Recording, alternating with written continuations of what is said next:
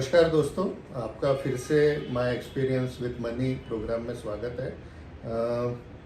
Wealth insight capital services की तरफ से हमने ये सीरीज शुरू की है जिसमें हम हमारे ऐसे कस्टमर्स, ऐसे क्लाइंट्स जो पैसे के बारे में बहुत संजीदा हैं और खुद बहुत अच्छी तरीके से अपनी लाइफ को प्लान करके चलते हैं, सेविंग करते हैं और पैसे के बारे में जिनके जो फंडे हैं वो बहुत ही क्लियर हैं, तो ऐसे लोगों के साथ आपको मिलाना चाहते हैं कि ताकि आप उनसे कुछ सीख सकें कि वो भी आप ही के जैसे बैकग्राउंड से आते हैं, लेकिन पैसों को जो हैंडल करने की उनकी जो समझ है, जो शैली है, वो हम सबके लिए एक सीख बनती है। उसी सीरीज में आज हम मिसेस शालू जैन के साथ यहाँ बैठे हैं। शालू जी बचपन स्कूल करके आपने सुना ही होगा, बहुत ही फेमस प्री स्कूल का उनका सेटअप है।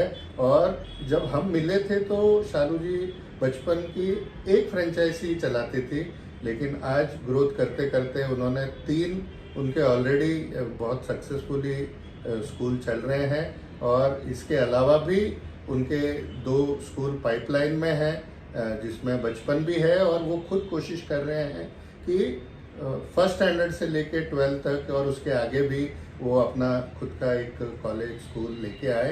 बहुत बहुत बधाई शालू जी, आपका जो तरक्की मैं देख रहा हूँ, आपकी जो मेहनत देख रहा हूँ, सही में आप उसके लिए कॉन्ग्रेचुलेशन के पात्र हैं। और सिर्फ हमारा कॉन्ग्रेचुलेशन नहीं, बल्कि बड़े बड़े जो अवार्ड डिक्लेयर होते हैं एजुकेशन के फील्ड में, जैसे टाइम्स ऑफ इंडिया की तरफ से मैडम को अवार्ड मिला हुआ है, नवभारत की तरफ से मिला हुआ है, और बचपन जो पूरी ऑल इंडिया फ्रेंचाइज है इसमें भी इनको इतना अच्छा काम किया हुआ मैडम ने कि उनको लाइफ टाइम अचीवमेंट अवार्ड तक मिला हुआ है।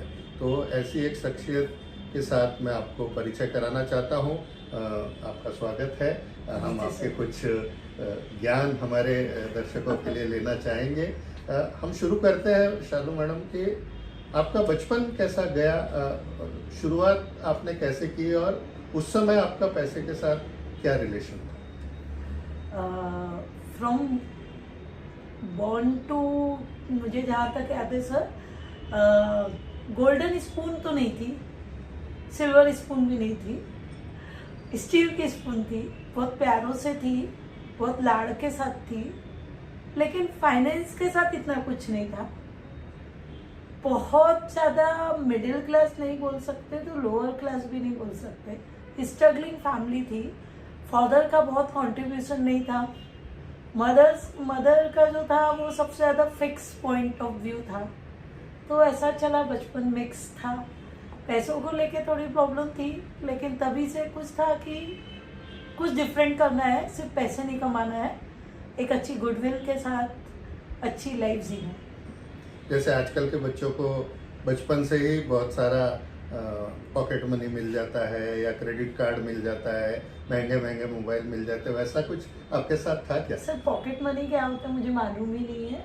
फ्रॉम क्लास 12th इटसेल्फ मैंने ट्यूशन क्लास चालू की और आप बोल सकते हो मैं 16 ईयर्स से पैसे कमा रही हूँ। वाह, बहुत बढ़िया। और आप पैसे कमा भी रहे हैं और मैंने आपका शुरुआत से नोटिस किया जब आपसे मिला था कि आप पैसे की कदर करते हैं। यानी छोटे छोटे, कई बार हमको ये लगता है कि बहुत पैसे आ जाएंगे तब हम सेविंग स्टार्ट करेंगे, लेकिन शालू जी के साथ मैंने ये देखा कि उनके पास 5,000 रुपये भी उस टाइम रहते थे तो वो उसकी एक FD बना लेती थी। तो शालू जी, ये सोच आपके अंदर कैसे आई और आपने पैसे को पकड़ना कैसे सीखा? नहीं सर, मैं पैसों को नहीं पकड़ सकती हूँ अकॉर्डिंग टू माई हस्बैंड, या जो भी मुझे तो लगता है मेरे बहुत खुले आते हैं, मैं खर्चे बहुत करती हूँ, लेकिन मैं बैलेंस करती हूँ चीज़ें। मुझे इतना बात अच्छा पढ़ाई करते करते ये चीज़ एनालिटिकल हो गया था कि कोई भी आदमी, अगर धीरू भाई अंबानी भी हो फॉर एग्जांपल, तो उनको बोलो कि चलो 1 करोड़ रुपए की FD बना लो, तो इट्स नॉट पॉसिबल कि हम अपने बिजनेस से इतना पैसा निकाल के तुरंत कुछ बना सके। तो माइंड में ऐसा था कि बूंद बूंद से घड़ा भरता है, और वो शायद बूंद दिमाग में बैठ गई। तो जो मुझे हाउस होल्ड के लिए पैसे मिलते थे या मैं जो कमाती भी थी पैसे, तो मुझे ऐसा लगता था कि इतना बेसिक नीड है अपनी, ये निकाल लो, बच्चों की ये नीड है, इतना निकाल लो, इतना तो आपको करना ही है। तो शायद वो जो दिमाग में बैठा था 50 60 40 जो आज की जनरेशन बोलती है, उस समय तो ऐसा कुछ चलता नहीं था, पर इतना मालूम था कि बूंद बूंद से घड़ा भरता है और सब बूंद बूंद से ही घड़ा भरता है। 2012 में मेरे इनकम टैक्स के जो रिटर्न्स थे वो इतने ज़्यादा अपडेट्स नहीं थे, बेसिक थे। तब मुझे एक फ्लैट की रजिस्ट्री करनी थी, तो उस समय पता चला कि एलिजिबल ही नहीं है आप, तो यानी मात्र 12 लाख और 13 लाख रुपीस का हाउसिंग लोन नहीं मिल रहा था सर, नेशनलाइज बैंक से। और वो दिमाग में नेशनलाइज बैंक बैठ चुका था, प्राइवेट सेक्टर में नहीं जाना था, क्योंकि थोड़ी सी पढ़ाई अकाउंटिंग की हुई थी तो रेट ऑफ इंटरेस्ट का डिफरेंस समझ में आता था। तो उस समय नियर अबाउट 4 महीने लग गए मेरे को एक लोन मिलने पर, वो मिला भी नहीं। फिर वो बाद में कुछ तरीकों से लोन मिला, तो मेरे को बैठ गया कि अपनी फाइल मजबूत करना है। उस समय ऐसा हुआ सर कि 2006 में मेरी मैरिज हुई, 2007 में फर्स्ट डॉटर हुई, तो उसके बाद से मैंने 5-5 हज़ार रुपये की FD, 10,000 की FD बनाई हुई थी। तो जब फर्स्ट घर खरीदा तो फिर दिमाग में आया क्यों हम दूसरों से पैसे मांग रहे हैं। उस समय वो FD के बदौलत एक इतना बड़ा घर बन गया।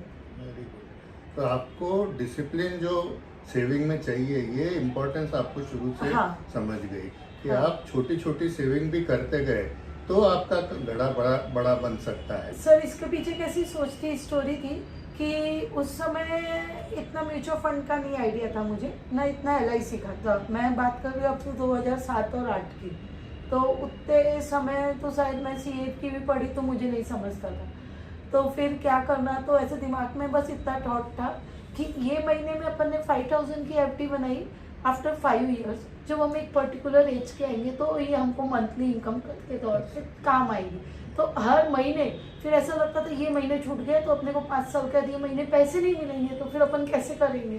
तो वो उसने चीज़ों ने डिसिप्लिन बना दी। Very good. है ना, आपके पीछे की थॉट कुछ भी हो, लेकिन अगर आप कंसिस्टेंट वे में अगर आप काम करेंगे तो ये पैसा धीरे धीरे बहुत बड़ा बनता है।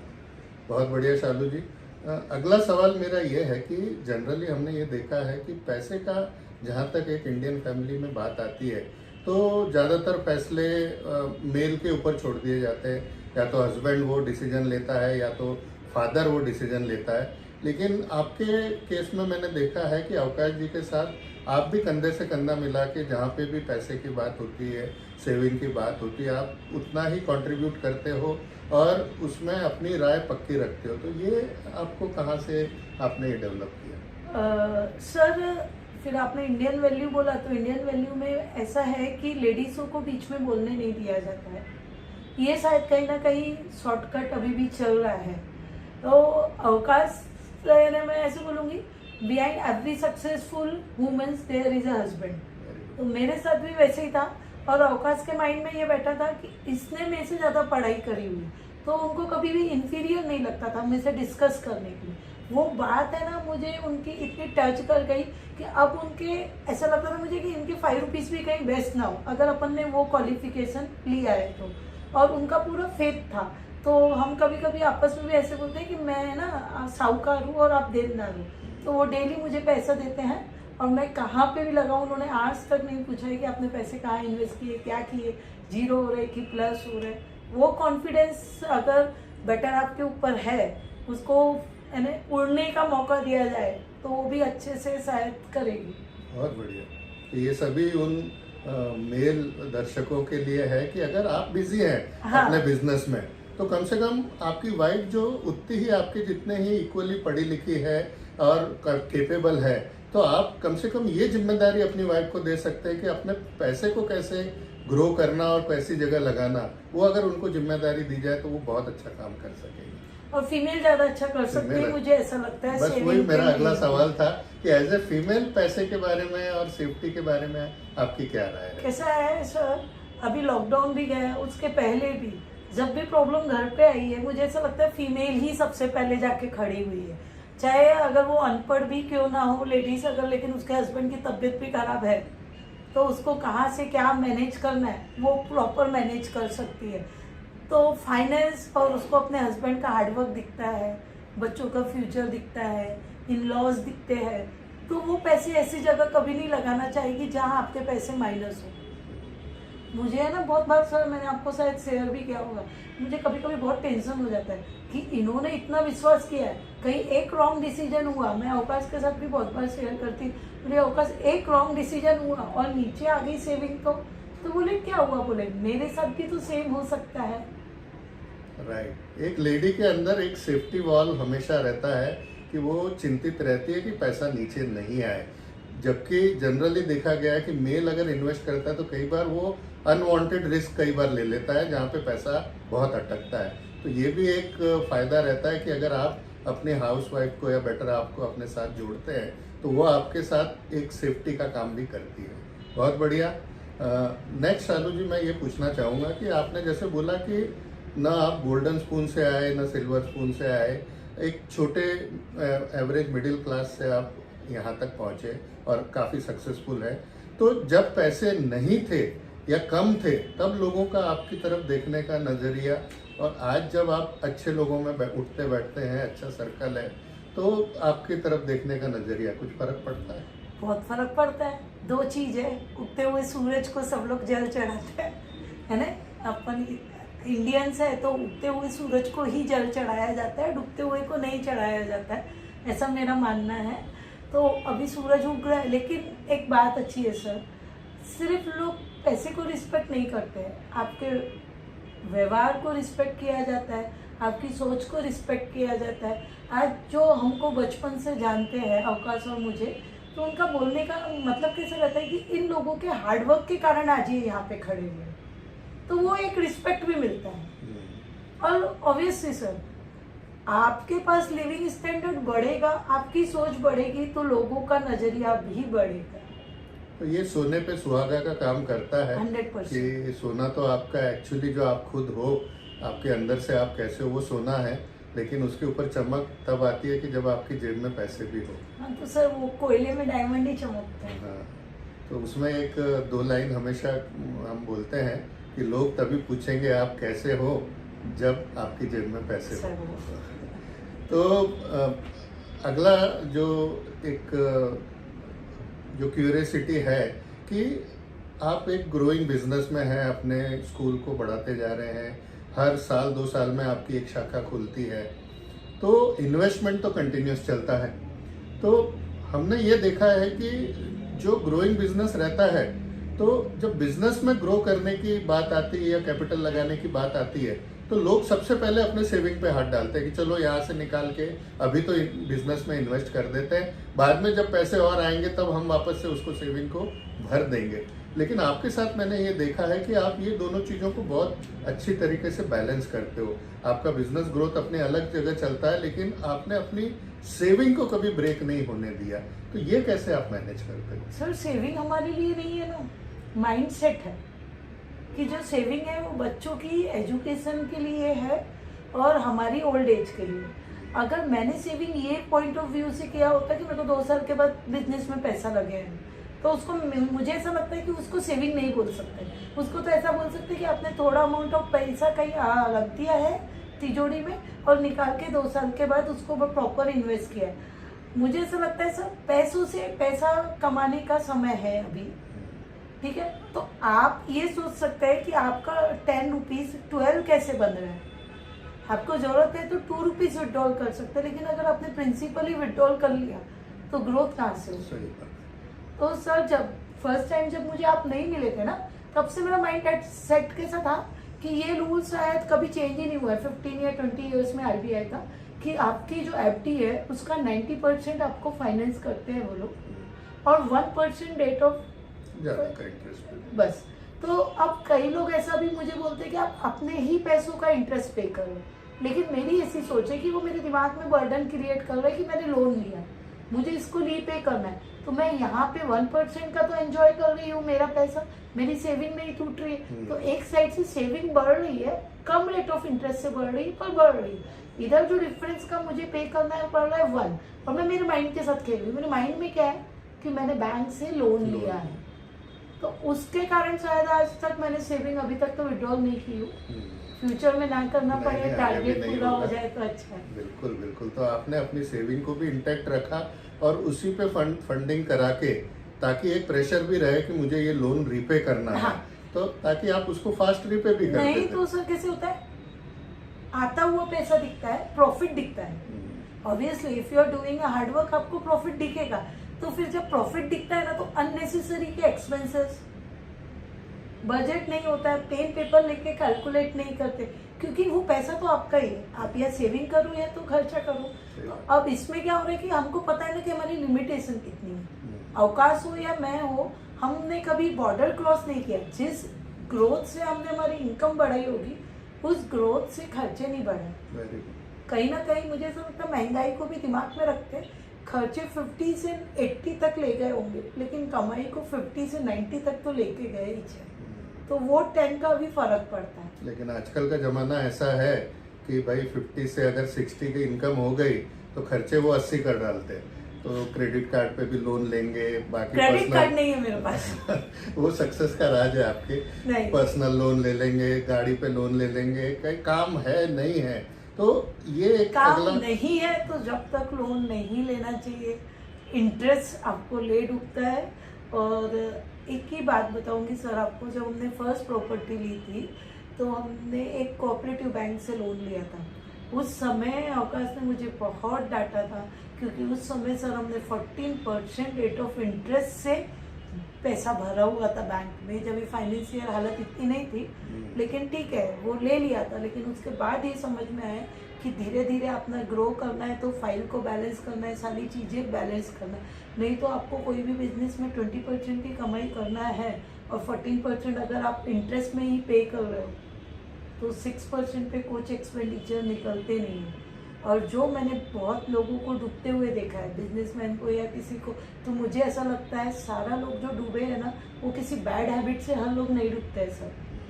जो कई लोगों को फेलियर हुए बिजनेस में, उसका एक रीज़न इंटरेस्ट भी है, अननेसेसरी बर्डन। आज तो पैसा ले लिया लेकिन चुकाना भी तो पड़ेगा। वो तो फिक्स हो जाता है, लेकिन आपकी इनकम कम ज्यादा हो सकती है, लेकिन वो नहीं होता है सर। यानी हर महीने की 28 को यू हैव टू पे, मीन्स यू हैव टू पे। एंड करंट सिचुएशन ऐसी है सर, नेशनलाइज बैंक कभी आपको 27 को फोन करके याद दिलाता है कि you have instalment on 28 madam. तो लोन उतना ही लो जितना आपके लिए प्रोडक्टिव हो, जिससे आप कुछ और कमा सको और जिसको आप मैनेज कर सको। अनवांटेड चीजों के लिए लोन कभी मत लो। So credit card is big no for me. सारे हमारे फ्रेंड सर्कल बोलते हैं सालू इतना उसमें वो हो रहा है, इतना पैसा बचत हो रहा है, 30 डेज की फ्री मार्जिन मिलती है ना। सब फ्री कुछ भी नहीं होता है, हर चीज के पीछे कुछ ना कुछ प्राइस चेक रहता है। आप वर्किंग हो ना, बिजनेसमैन हो या सैलरी मैन हो, 30 डेज कब चले जाते हैं पता नहीं चलता। और 35 डेज तो उन्होंने इतना इंटरेस्ट लगा लेना है कि वो 30 डेज 3% मंथली सर कवर कर लेना है। तो वो 30 यानी क्रेडिट कार्ड तो मुझे ऐसा लगता है, मैं अगर परफेक्ट समझती हूँ अपने आप के लिए तो मेरे लिए नहीं, सो सुपर परफेक्ट है मेरे से भी ऊपर। तो जो हर दिन गिनते हैं कि आज 20वां दिन है, कल 21वां दिन है, तो ठीक है। नहीं तो जनरली वैसा होता नहीं है, नहीं होता है ना सर, वही प्रैक्टिकली कहाँ पॉसिबल है। सफर करते हैं। बस मेन प्रॉब्लम यही कि प्रैक्टिकली पॉसिबल नहीं है। एंड रोज हमारे घर में एक फाइट होती है, मम्मा आप है ना बिल्कुल ट्रेडिशनल वे से हो, इसके पास ये क्रेडिट कार्ड है, इससे ये एडवांटेजेस है, मूवी टिकट फ्री है, ये फ्री नहीं आधा इंडिया फेयर है। हाँ तो मेरा अगला सवाल यही है कि आपकी दो प्यारी प्यारी बच्चियां हैं, उनको आप पैसे के और वो टीनेजर एज में है अभी, तो वो भी उनके पास भी पीयर प्रेशर रहता होगा। वो दूसरे बच्चों को देखते होंगे महंगे मोबाइल लेके आ रहे हैं, पैसा खर्चा कर रहे हैं, माँ बाप पैसे दे रहे हैं, तो आप उनको कैसे समझाते हो? एक स्टोरी बताती हूँ। मेरी डॉटर 11th में है, उसकी क्लास टीचर किसी बात पे उसको बोली तुमको क्या करने की जरूरत है बेटा, आपको तो वेल सेटअप स्कूल मिल जाएगा। तो वो घर पे आती है, बहुत रोती है, फिर बोलती है ऐसा थोड़ी होता है, आप तो घर पे इतने स्ट्रिक्ट हो, तुम्हारी घर कल जाना अपनी मैम को कहानी सुना के आना। दूसरे दिन गई, बोले मेरी मम्मा ने मेरे को बोला है, भले बोले मेरी खुद की स्कूल है पर मेरी डॉटर जब तक 2 इयर्स नौकरी नहीं करेंगी वो मेरी चेयर पे नहीं बैठेगी, वो उसको उसकी वैल्यू ही नहीं पता चलेगी। और sir there should be no, You should say no no to your children हाँ. sometime. many time Many times. in my case in 100 out of 50-60 time मेरे को नहीं बोलना पड़ता है। तो जब मुझे फील होता है कभी ये चीज़ की रिक्वायरमेंट है तो मुझे ले जाके देना पड़ता है, क्योंकि उनके ऊपर प्रेयर प्रेशर तो ठीक है। अब गलती सर अगर देखा जाए तो बच्चों की भी नहीं है। मैं एक स्ट्रगलिंग फैमिली से हूँ तो मुझे स्ट्रगल करना आता है। इन्होंने वो माहौल ही नहीं देखा है ना, तो हम उनको कैसे ब्लेम कर सकते हैं। वो गोल्डन स्पून में पैदा हुआ। वो गोल्डन स्पून से, और अब हम चाहते हैं कि वो गोल्डन स्पून वाले सिल्वर स्पून ले ले, तो कैसे पॉसिबल है। ये सिर्फ और सिर्फ family members, mother and father ने ये डिसाइड करना चाहिए कि इसके ऊपर कहाँ नो बोलना आना चाहिए अपने बच्चों को। चाहे उसका बर्थडे हो, चाहे कुछ भी हो, उनको नो बोलना आना चाहिए। यानी जहाँ तक हो सके रीजनेबल आप सब करिए, लेकिन आजकल तो ऐसा देखा गया है कि माँ बाप बच्चों को नो बोलते ही नहीं है। यानी बच्चों ने बोला उसको पूरा करना ही है, नहीं तो वो बच्चा घर सर पूरा इसमें घर को सर पे उठा लेता और सर, फिर एक माँ बाप formula मानते है, ही हैं। ओम इग्नोराय नमः, आपने सुना होगा बहुत जगह। तो मेरी सेकंड डॉटर है क्लास 7 में, बोली मम्मा इसके पास फ़ोन है, उसके पास फ़ोन है, वो इंस्टा पे। उस समय मैं उसको बोलती हूँ ओम इग्नोराय नमः, और मैं भी वहाँ से निकल के चली जाती हूँ, क्योंकि ऑब्वियसली वो पीयर प्रेशर में। लेकिन हमको समझना चाहिए ना कि कब उसको फ़ोन देना है, कि कब कोई भी चीज़ देना है कि नहीं देना है। 3 दिन मुंह बनाते हैं, चौथे दिन उनको पता है कि मम्मा तो सुधरेंगी नहीं। सही बात है। जब तक वो कच्चे घड़े हैं, अगर आपने उनको सही तरीके से रखा, ठीक है, उस टाइम उनको शायद कुछ देर के लिए बुरा लग सकता है, लेकिन जब वो पीछे मुड़ के देखेंगे तो उनको सही में रियलाइज़ होगा कि मेरे माँ बाप ने जो किया ठीक किया मेरे लिए। अच्छा, अभी जैसे आपका सर्कल भी अच्छा हो गया है, आप बड़े लोगों के साथ घूमते उठते बैठते भी हो, लेकिन आपने अपने आप हो या अवकाश जी हो, उन्होंने अपनी लाइफस्टाइल बड़ी सिंपल रखी है और डाउन टू अर्थ है। तो जबकि आपके आजू बाजू में बहुत बड़े बड़े लोग हैं, मैं जानता हूँ, तो आप वो कैसे, आपके ऊपर पीयर प्रेशर नहीं है क्या? नहीं ना सर, हम दोनों का माइंडसेट है ना कि हम कोयले में भी हीरे है, चमक रहे हैं, और ये उन लोगों को भी मालूम है। यानी कल ही हम किसी से मिले कॉफ़ी पे, उन्होंने बोला कि सर आपका तो कोई कंपैरिजन ही नहीं है। बोले आप अपना काम करो, आप कैरियर में कर रहे हो या बिजनेस में, आप उधर साइन कर रहे हो, let the people talk behind you. Good thing. हाँ, ये नहीं कि सिर्फ सर आईफोन लेने से या कपड़े अच्छे पहनने से, ज्वेलरी पहनने से अगर वैल्यू बढ़ती होगी ना सर, तो आपको पता है इंडिया में कितने पॉलिटिशियन है, किनका क्या है, जो भी है, तो उनकी वैल्यू कब की बढ़ जाती थी।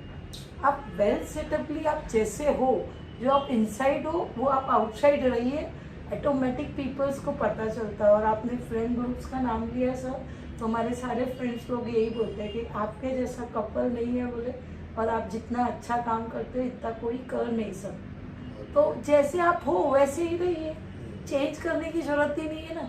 पीयर प्रेशर मुझे ऐसा लगता है बच्चों के ऊपर हो सकता है, क्योंकि वो लोग ना समझ रहते हैं, उन्होंने दुनिया देखी नहीं है, चप्पल घिसी नहीं है।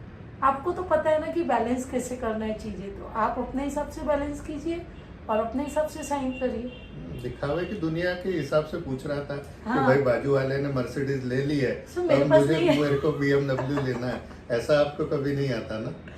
नहीं नहीं सर, ऐसा कुछ भी नहीं आता। आपकी जो नेसेसिटी है आप उसके हिसाब से काम कीजिए, अपने आप पे फोकस करिए।